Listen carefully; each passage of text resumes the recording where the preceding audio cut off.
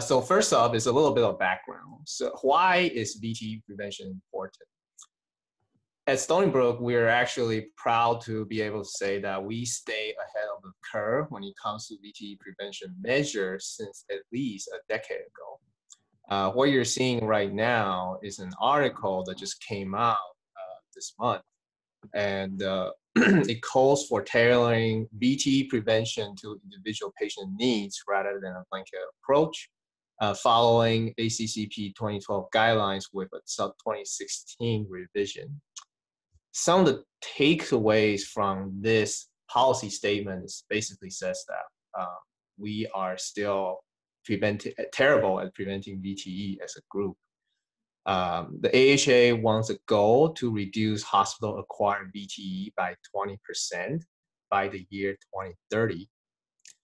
There is insufficient patient awareness and education about preventable VTE, so they're hoping to start something called a World Thrombosis Day to help publicize this issue.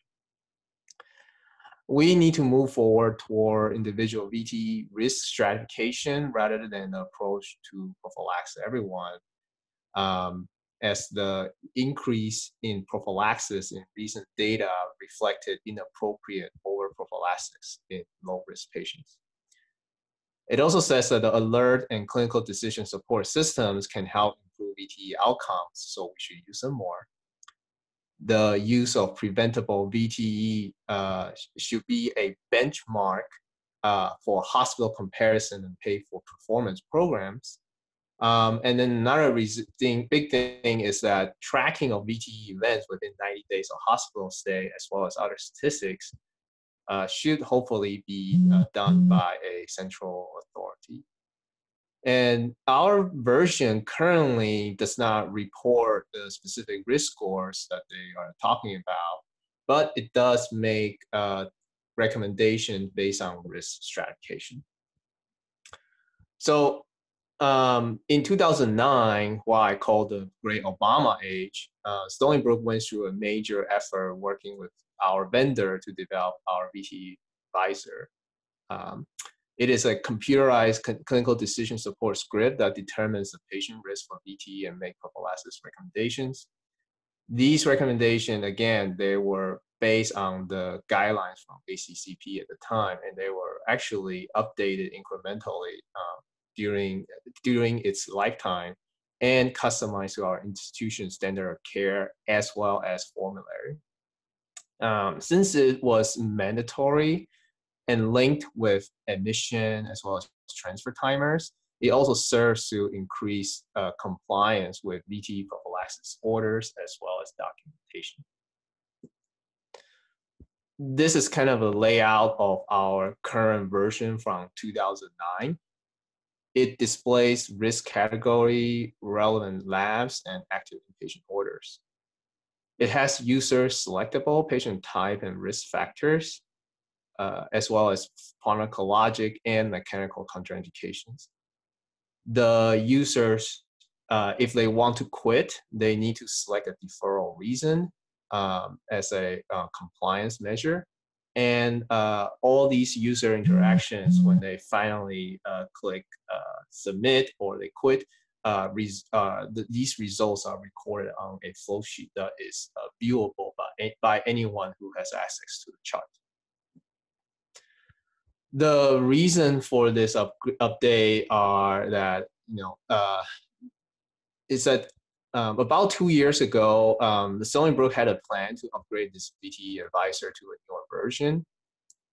Most of the changes was cosmetic, but it also includes displaying patient-specific VTE risk scores, including the guidelines from expert groups and additional DOACs, which were not incorporated in the older version. Because our 2009 version could not be directly updated to reflect all these changes due to its highly customized nature. That's why we're trying to do this now. We actually tried to do this a couple of years ago, but that the implementation effort was halted because of resource allocation issues. And back then, it was not the hospital's top priority to do this. So fast forwarding to August 2019, Victor and I, the two brand new CI fellows, are assigned to the VTE advisory team for Project Reboot. This is what the newer version is supposed to look like. It pulls in more lab, even more lab and results as well as allergies. But most importantly, it indicates the Caprini score, Padua score, and other risk score stratifying information. Aside from that, I think it's the biggest noticeable difference is that it looks prettier.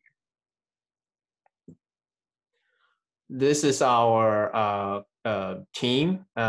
So this is really, our team is actually really big. I'm only showing the clinical teams. We have on the from the left myself, got Victor. Next one, we have two vascular surgery MPs. We have a director of pharmacy as well as our boss. And we also have the project manager as from IT, programmers, trainers, support personnel, as well as the vulnerable vendor folks helping us out. The first phase of the project was the clinical validation effort, which was actually initiated by our project manager before the official project kickoff and direct vendor involvement, because she knew that the clinical validation would take a long time to complete due to the limited clinical resource. So one of the first things we had to do is to look at this scenario spreadsheets that the vendor gave us and work through it. What you're looking at here is a sample section of that, where each horizontal line is a different scenario containing patient variables. Whether there's any, like, what's their body mass, are there weights under certain amounts, do they have heparin-induced thrombocytopenia, and things like that. The first thing, we did was to spend lots of meeting time to work on this sheet, do the work on this spreadsheet both on and off business hours. This spreadsheet contains 23 patient types, about 60 scenarios each, and they're varied by conditions such as the ones that you just saw. Our task was to make specific DVT prophylaxis scenarios for every one of these. And we had to specify the medication and dosing in order for the vendor to generate an order sentence at the end. Took a lot of coffee and snacks to complete this spreadsheet, and we started in August. We finished about in December. And one of the biggest challenge was that we had to figure out a way to go through the spreadsheet quickly because of the sheer number of scenarios. Here you can see that each scenario has its own set of recommendations, and we had to decide what goes into each scenario. Sometimes we have to add new stuff, sometimes we remove stuff, and the actual number of scenarios is actually already cut down from 2,600 to 1,300, because the original spreadsheet includes situations such as post-TPA, epidurals, etc., that would require delay prophylaxis. We decided not to do that upfront because it gets really complicated, and we think that the doctors may not be able to handle it. We tell them that if the patients can't get prophylaxis right now, then just manually specify when they want their patients to get prophylaxis. However, there's some services that do more delayed prophylaxis in our institution, such as neurosurgery and OB. And so we had to reach out to them to try to institute some kind of way to make the delay administration happen, so that they will continue to use, they will use the VTE advisor rather than going around it. And I'll touch upon that more in a bit. So to try to get through the spreadsheet quickly, filtering, find, and replace function in Excel became our friend just because it was too time consuming to do this line by line.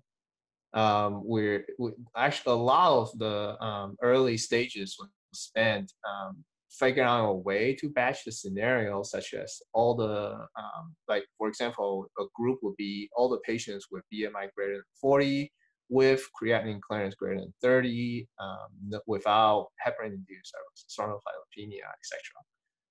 We had lots of questions about which conditions supersede others, and we had to make quite a few guesses ourselves because we weren't always able to get a straight answer from the vendor. We also spent lots of time guessing and waiting for answers on how to work on the novel risk scoring systems created by the vendor. We had to account for just about every combination situations or potential negligence on users' part. We think about questions such as what happens if the users forget or neglect to check their orders before assigning orders?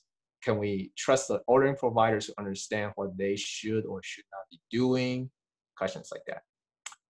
We also had to ask specialists about how their services practice and try to incorporate those methodologies into the design, but you have to wait for them to respond, and you can't be pinging them too often or they get angry. But if you make decisions without them, then they complain about being left out. So yeah. And during all this time, there were other high priority projects that created multiple interruptions and delays into this effort. So hopefully it was not all doom and gloom. I mean, there are some things that worked. So we were able finally to figure out workflow that was important for time conservation, avoid inconsistencies, and help the clinical team come up with a set of rules. A chart like this that we did manually kind of help us keep on track what has been decided, and we can use this again in the future, hopefully by the new fellows later down the road, perhaps. This is what you're seeing here is basically a very simplified rule set on which drugs apply to which combination of patient factors, so we don't have to spend lots of time looking up-to-date or looking up CHEST articles to figure out what to do. And it also keeps our decisions more consistent across patient types.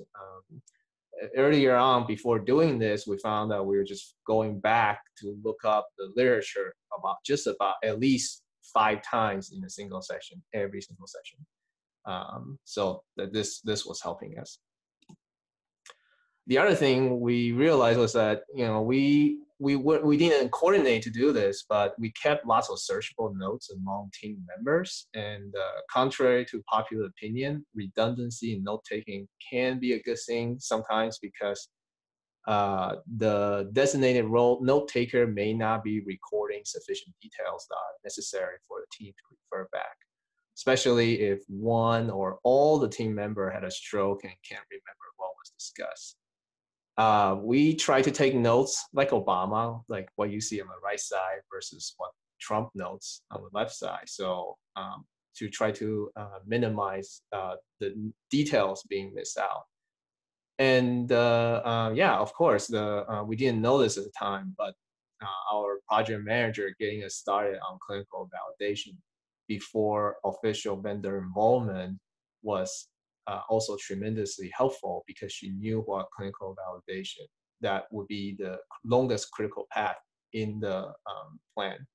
So starting our own clock earlier to match the resource use and timeline from the vendors helped us shorten the critical path timeline.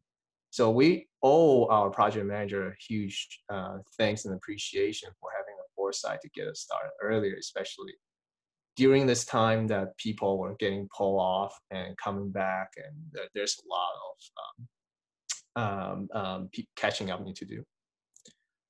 The next stage is alpha testing, which involved getting vendor reps in-house for regular weekly meetings to figure out how the product should look like and function. This is the time where we also set a projected go-live date for April 2020. We also started the first round alpha testing here. and then our clinical team and and our project manager from IT, as well as some of the other personnel, were tasked with figuring out how many patient scenarios to test, which scenarios to test, what product features to test, how to test it, doing the actual testing, and reporting the issues. In addition, we also had to validate the design documentation to fully specify the looks and behaviors of VTE advisor, as well as whatever results it generates.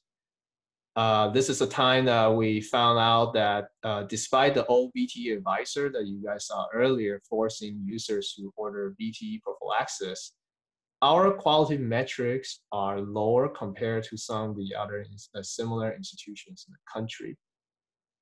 Granted, we can argue that our facility has more sicker patients, and therefore that population could potentially affect the outcomes.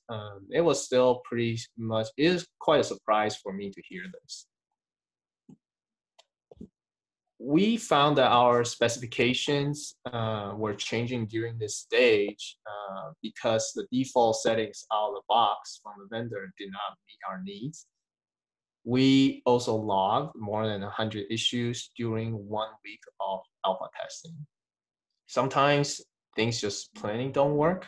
Sometimes things were not specified by us properly. Sometimes it's the issues from both sides. We were also disappointed by the fact that we are seeing the design document for the first time right before the alpha testing or during alpha testing. And it was something that I think the team thinks that could have worked earlier. We were changing the design document on the fly with vendor trying to fix as many issues at the same time. And we also had multiple copies of the design documents floating around early on without proper versioning, and this resulted in some confusion and because of the fragmentation. This is a example of one section, small section of the design document. There's like 13 different tabs in this documentation that specify the ins and out, the inputs and outputs of the script, as well as interactions with other components with the EMR. For example, here, basically there are definitions of what the VTE advisor looks for in the flowsheet documentation. As well in terms of something called anti-cardiolipin antibody results, patient weights, central lines. It looks for basically what kind of laboratory test codes to look for, what kind of orders to look for, things like that. We had to specify all of that. And here's an example of just some of the order sets that existed within our hospital. All the order sets have to be verified for whether they will be automatically detected or not by the VTE advisor. One challenge was that many of them were unclear to us because the clinical informatics team are not the users, or that they were obsolete and no one knows what they do. And going through these one by one do take time for people to look up the information, discuss, find the necessary experts to answer the question, and make a decision. Another challenge is that not all team members have access to the platform that allows users to log issues. We use something called HP Lifecycle Application Management, but it requires the users to run Internet Explorer. And in my opinion, you might as well use Java or Flash, because in case you didn't know that Internet Explorer, Java, and Flash all have been reported to have significant security vulnerabilities, and people have been trying to get rid of them for a while now. After you make sure you have Internet Explorer access, then it would require the users to install plugins on work computers, which require admin access that no one has. And you have to be on the hospital network. So it means that people either has to know how to use or obtain VPN access, which only a few of us did, or you had to use remote desktop, but nobody knows how to do it because many people don't know what an IP address is or how to look it up. Or they had to physically go into the hospital just to use this platform. Those of us in clinical informatics have a buddy in IT who thankfully granted us admin access to our work computers so that we can install this thing and get things going. But interestingly, even when we were using computers from the IT department to do the testing during these testing meetings, only a few people have access to this platform, and so getting access, so lack of access to platform. Logging platform was kind of slowing down the speed where we log and review other issues. This is the sample screen of the application once you can finally get it working. Its usability is not the best, but it's not terrible either, in the sense that it does save changes automatically, kind of like Google Docs. The biggest problem is that sometimes it has a tendency to lose data. So imagine if you lost all the glorious details you recorded after 4 hours of mind-blowing discussions about what is considered a duplicate or related issue. You probably would be pretty angry. The other problem is that this platform is only available to just the Stony Brook people. The vendor has no way of accessing it. So every week we do a content dump of this database into an Excel spreadsheet. We send that spreadsheet to the vendor for their response. And then we take their response from the Excel spreadsheet that they send back to us, as well as our response to their response, and then paste them into this platform. And again, sometimes the platform loses the details we paste it in too. Fun times. But I gotta say, throughout all this, our project manager from IT she deserves lots of recognition for keeping the team together. We think she's the best in New York State. She stayed with us to keep us focused during very, very long clinical and non-clinical discussions. She set up the meeting times to keep everybody in one room, whether it's virtually or in person, that people would otherwise would not necessarily feel inclined to do so. She sent lots of email and CC the emails to lots of people to make sure that the questions gets answered. And sometimes they do result in very long email chains sometimes. She also reads through each log issue to pick out which ones to file as duplicate for closing. Surprisingly to me, that this is something very time consuming and brain power intensive, because even variations in what people record can make it a different issue. And most importantly, she was instrumental in helping us planning out what we need to do on a weekly basis, and as well as planning for contingencies. Her projects, her assessments for the resource use in this project have been spot on, especially in the times when there were more interruptions from other projects. However, with the large number of open issues and this back and forth between Stony Brook and the vendor taking up most of January and February, it was starting to look like we were not going to be able to refine the product well enough to get more users, such as nursing, to test and meet our April, which then was pushed to May 27 deadline for go live.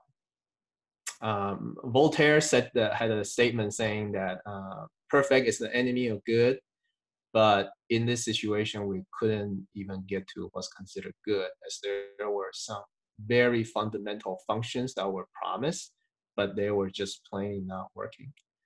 And we were about to bite the bullet and push back the development timeline dramatically. And then the coronavirus hit New York State really hard. with lots of people traveling between New York City and Long Island, it's actually not surprising to me to have the kind of chaos we had. And that's even saying that, that's even like we were not, despite the fact that we're not as bad a hit as New York City. During this time, many projects were suspended or just placed on back burners so that the hospital system can respond to COVID. People were diverted to other high priority projects. For example, our project manager was tasked to help our hospital increase capacity by 50% per our governor's orders. Everyone in clinical informatics was doing something different, both COVID and non-COVID related. It means that whether it's writing up new provider documentation, education materials, or making order sets, trying out telemedicine, implementing other prescription upgrade modules. We are also doing night shifts, covering COVID floor, or working as triage hospitals in the emergency department. On the other side, in the hospital, on the other side of the hospital, there were super high D-dimers on people walking through the door, and there are way more PE and DVT cases in patients who we typically do not expect. It changed how we use D-dimers here, and the vascular surgery nurse practitioners got pulled off to be heavily involved in clinical quality reporting for VTE because of this increased thrombosis risk. The pharmacy director and the rest of the pharmacies has to deal with constantly changing COVID treatment guidelines here at Stony Brook, as it was enrolling multiple clinical trials involving hydroxychloroquine, azithromycin, Kaletra, etc., in addition to handling ongoing drug shortages. So we took the time that COVID bought us to further refine the product and close more issues. However, as the first week of May, we still had about 30-something open issues. We're now kind of in the 20s, but we're trying to work through as fast as we can. So what's next? We will need to get nursing and users from other physicians to come and do beta testing with us. We have to make training materials for all kinds of users, which we are in the progress of doing that. We had to figure out how we're going to measure the new VTE advisor's impact by developing a few kind of different reports. We also had to get rid of rules, alerts, existing reports, and existing reporting interface that no one uses. We also had to set up hospital-wide training sessions and get the necessary people, whether it's internal or external, to help with supporting users. And we also had to meet the June 29 go-live deadline. To measure our performance, we do intend to collect a few statistics. We'll be measuring outcomes before and after the go-live. These are the VTE rates, length of stay, and mortality rate. Process metrics will be measured after the go-live. These are VTE advisor compliance rates for admission and whether they are done on time. For each admission, how often the prophylaxis was given and how on time it was, as well as how often the VTE advisor was overridden or canceled. We will comparing our performance to the AHRQ H-Cup and national inpatient samples. And surprisingly, despite the data, this data is being collected by the government, it is very expensive. I looked into this, and the 2017 NIS database is about $750 to purchase. It does cost only about $150 for students, but I'm not sure if they're missing anything or they omitting like anything. To look back where we are now and what could have been better. One thing is that we could benefit from having more people help, as individuals were getting pulled off to do other projects, whether it's doing clinical validation or testing. we could look at the design document much earlier to help us figure out what other details need to be nailed down so that we don't do so much spec change. The issue tracking platform could be definitely more accessible to everyone so that the people involved can help with updating the issues list. We could have a vendor representative who knows the product a bit better to help answer our questions better and more quickly define to us what kind of specification request is possible and what is not. And lastly, we could have fewer interruptions, whether it's internal or external to the institution. So here are some of my personal thoughts when it comes to designing and implementing software and device, especially for many, many people to use. And I want to say that these are not opinions of my institution or my program. When we got started, I really thought that, do we really need to do a VTE prevention in such a complicated matter? Do we need such extensive customization? Why do so few things work out of the box and require so much customization? My original interest in clinical informatics came from a desire to make IT solutions and therefore clinical practice easier for all users. This question has been challenging that mentality as my experience go from the very simple end of the spectrum to the most complicated end. Coming from another institution, I graduated from, both Victor and I graduated from internal medicine in 2019. Naturally, I compare the way how VTE prevention that was done at my residency institution compared to Stony Brook.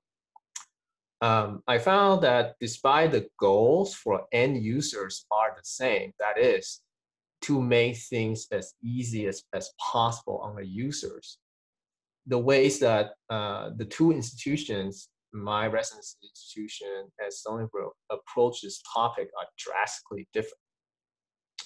One took a one-size-fits-all solution, whereas Stony Brook took a very customized approach. And I think this reflects the difference in how the institutions approach VTE prophylaxis in a clinical setting. So at Stony Brook, we opted for the route of maximum flexibility and customizations, where we think of it as chocolates rather than a blanket one-size-fits-all approach, like a vanilla approach. And here I'm showing you, what I'm showing you on the top right is a screenshot of a vanilla style solution that came from my residency institution.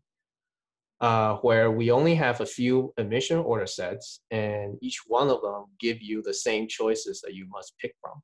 You pick the meds, or you pick mechanical, and you say it's contraindicated or not, and then you move on.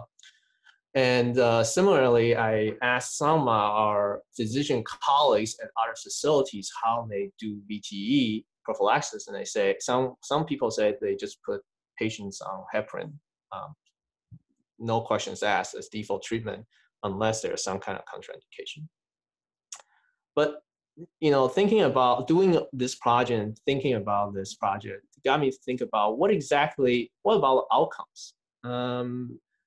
If Stony Brook is necessarily better at preventing VTE with all these effort that went into design this advisor, would my residency institution be necessarily performing worse on a hospital-acquired VTE or VTE associated bleeding, even if there was no dependency on any of the scoring, like the ones that you're seeing right now? I don't have the exact numbers, and Stony Brook has a 600-bed hospital, teaching hospital. My residency hospital is a 500-bed teaching hospital. If everything else being equal, I don't think they should be very different.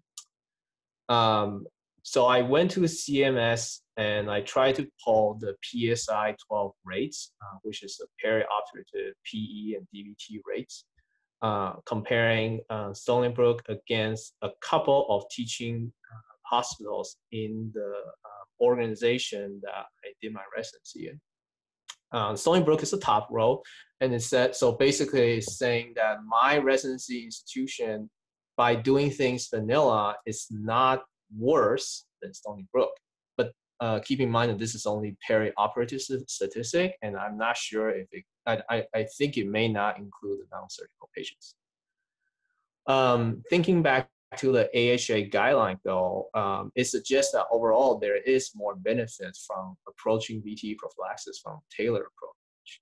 But do we necessarily gain so much in benefits to outweigh the resource commitments? And also, what about physician attitude to VTE prophylaxis? Do patients typically take a customized approach reflecting the institutional policy, or do people still pick the prophylaxis dose medication just to get it done with?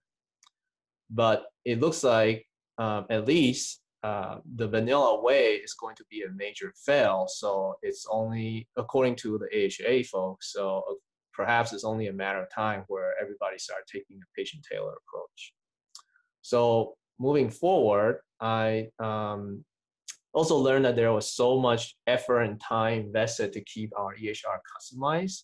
So much customization, in fact, that we are dependent on a vendor to help us making the customizations, but at the same time, they can only provide limited support because they are not the one designing and implementing customizations. Meanwhile, we are continuing to pursue even more customization in some cases where previously I saw some institutions seeing the unsustainability of supporting customizations long term and are starting to merge back their EHR to mainstream versions. During development, we also encounter several situations where we stick to the guidelines so much and customize so much complexity to the systems.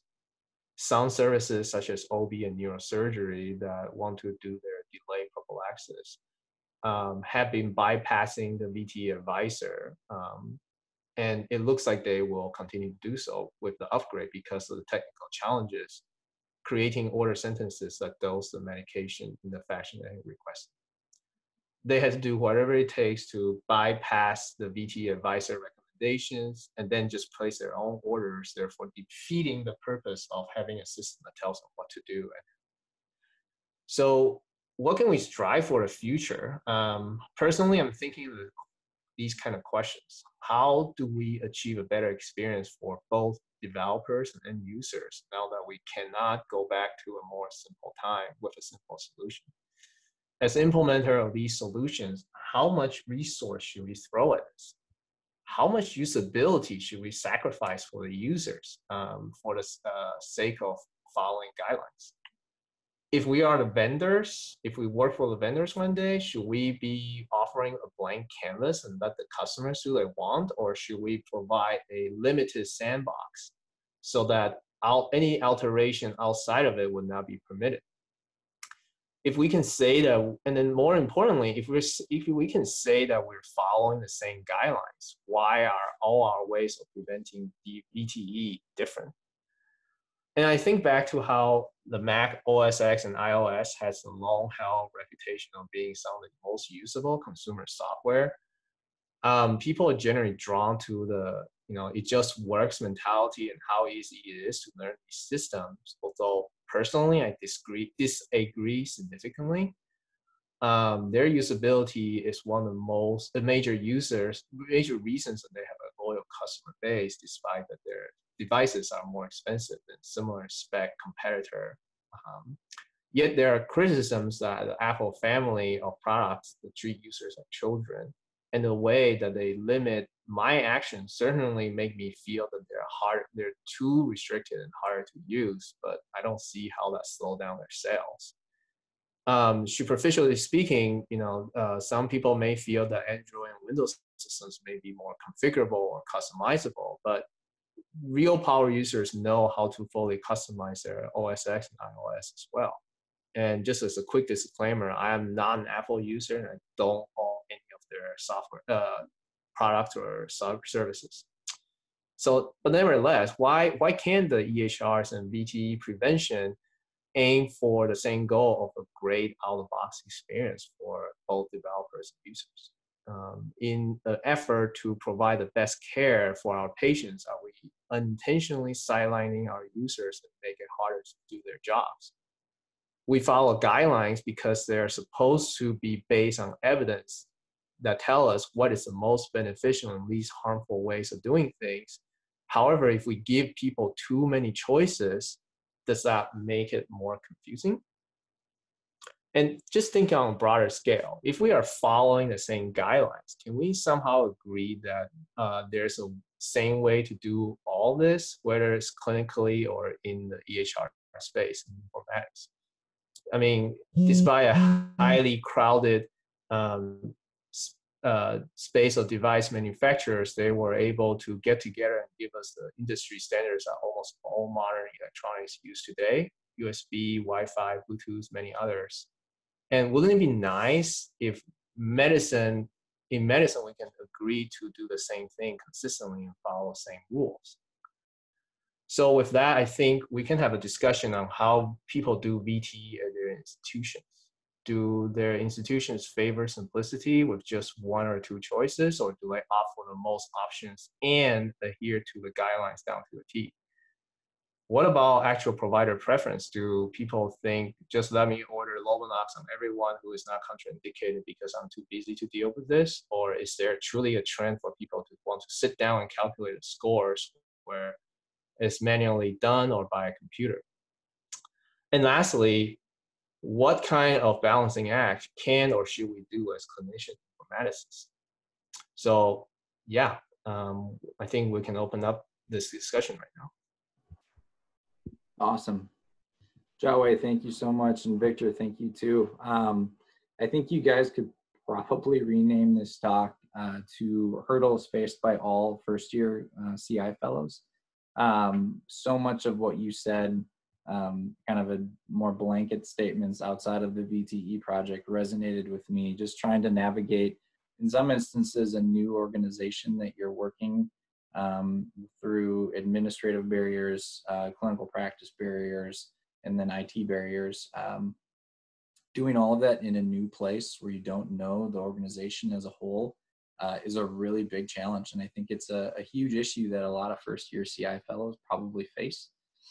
So I thought a lot of your kind of questions posed to the group, you know, the chocolate versus vanilla thing, a lot of the issues around are clinicians going to even use this thing based on their clinical practice habits are really valid questions that we should all be asking ourselves as we get looped into these projects. And it sounds like you guys have done a really great job in thinking more broadly, not just drilling down into the project and say, hey, we got to finish this thing, but trying to do it in a way where it works for your organization. I think that's what we're all tasked to do, right, is to help our organization and our community in terms of, you know, providing better healthcare, you know, by improving the IT and the infrastructure ends of things. So I think you guys are thinking about this really thoughtfully, and you know, I think that your questions posed probably resonate really well with everyone. So thank you for that. If anyone's got any questions, go ahead and unmute yourselves and go at it.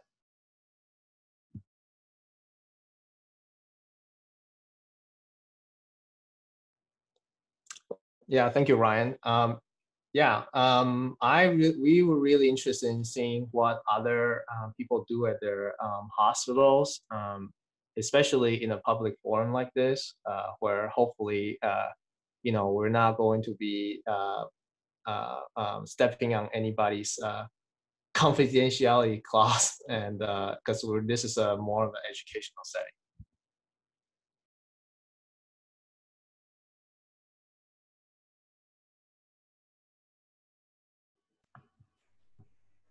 Well, I can kind of get the ball rolling here. So, you know, we're an Epic shop, and we take that vanilla approach that you screen captured there.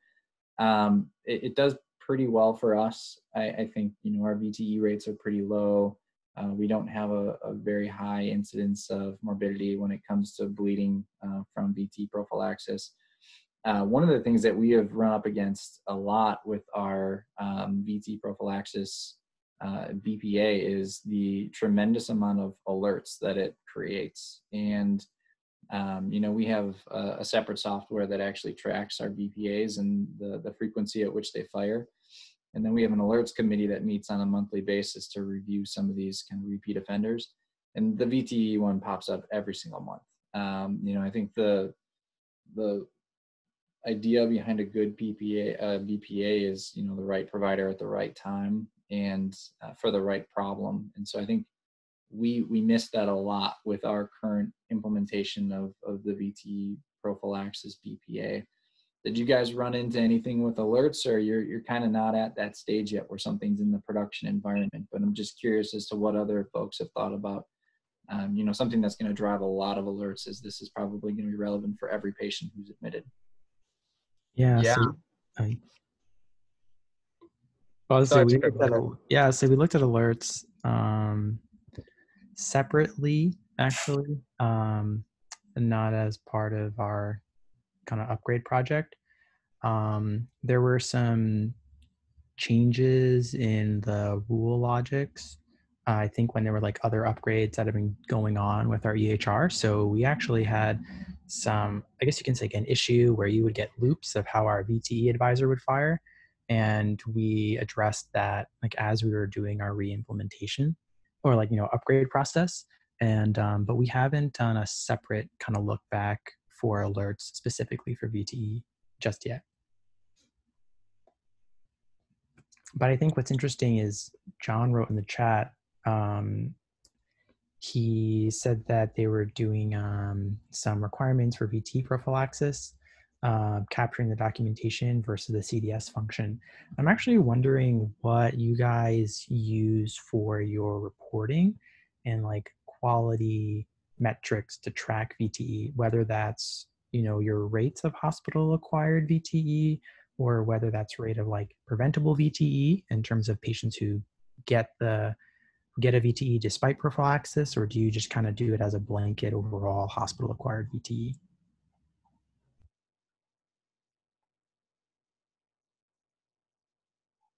Yeah, and in terms of alerts, as real users in our institution, yeah, we definitely see some fine tuning that we could benefit from. Like we had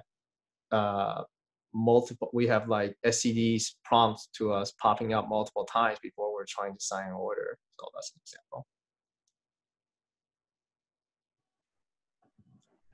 Yeah, I know in terms of our quality reporting, we have a quality team at our institution that does some manual audits.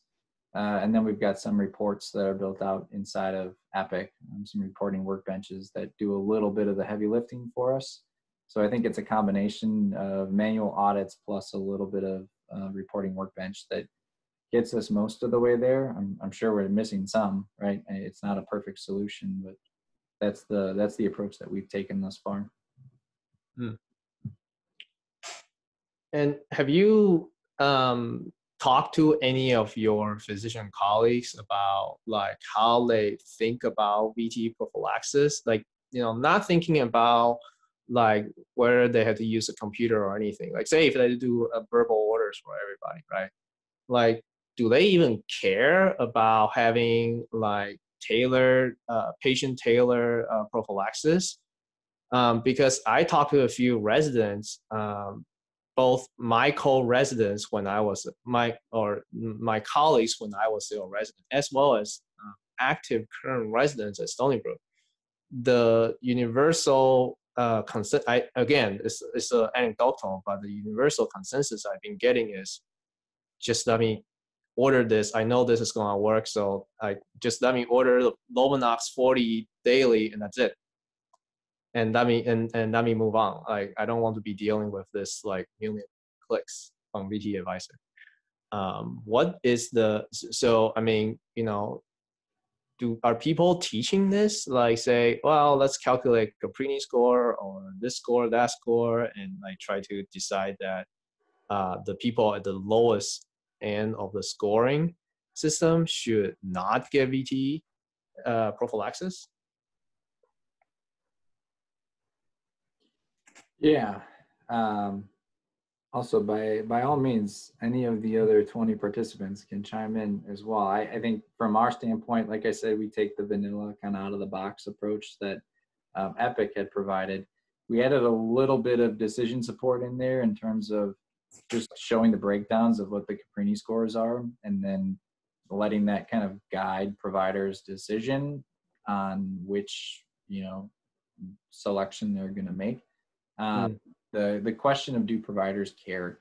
Providers care, but I think if you are going to take them outside of their comfort zone, I think one of the biggest things that I've learned along the way thus far is that you're going to have to give them a pretty compelling reason of why you're doing that. And whether that's, you know, evidence-based medicine to back up your claim that you're making them do all these clicks because there's an outcome metric that supports doing that, or some other compelling argument from leadership or somewhere else in the organization that has enough pull to get providers to start practicing outside of what is on their beaten path. And that is a tough thing to do. That's a difficult change management task that doesn't come easily. And I guess I was curious, looking at the statistics that you showed, that, you know, the chocolates approach is not better than the vanilla approach in terms of the data that you showed. Now, granted, that's not a comprehensive picture, but that's a tough sell, right? Like, if your providers get a hold of that and they say, well, now you're making me do all this work and the outcomes aren't better, you're pushing a rock up a hill at that point. Yeah, and I think it's also interesting because those stats, we were kind of discussing it, and you look at these national like comparisons, you might also ask too, like, do our practices here as an institution vary and differ? And so I know some departments may do some more screening ultrasounds.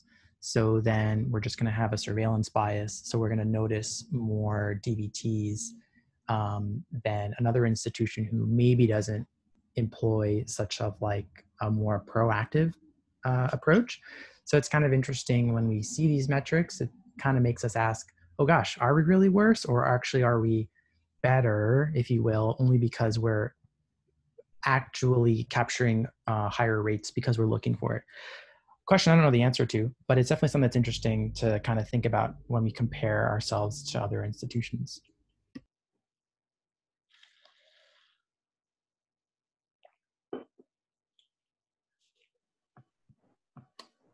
Any other thoughts from the group here, the larger group? Yeah, it's crickets out there.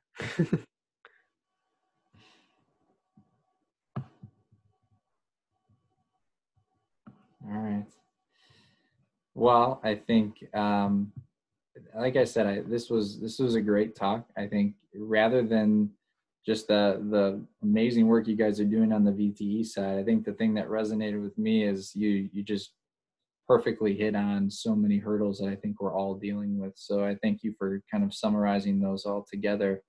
And good luck to you. You know, I've definitely been there with a project that seems like it's never going to reach the deadline point, but it sounds like you guys are doing awesome work. So congrats on that, and good luck to the future. Oh, thank you. All right. Well, with that, I will kind of shut things down here. I am going to do things a little differently. I'll distribute the slides from today's talk, and we'll try to get a link up to YouTube or some other video sharing platform that you guys can rewatch this. And if you have more questions, you can forward them to Chaowei or Victor, either through me or through some other format.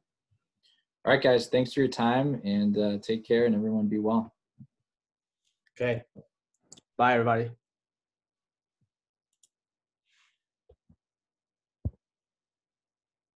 Thank you, Ryan.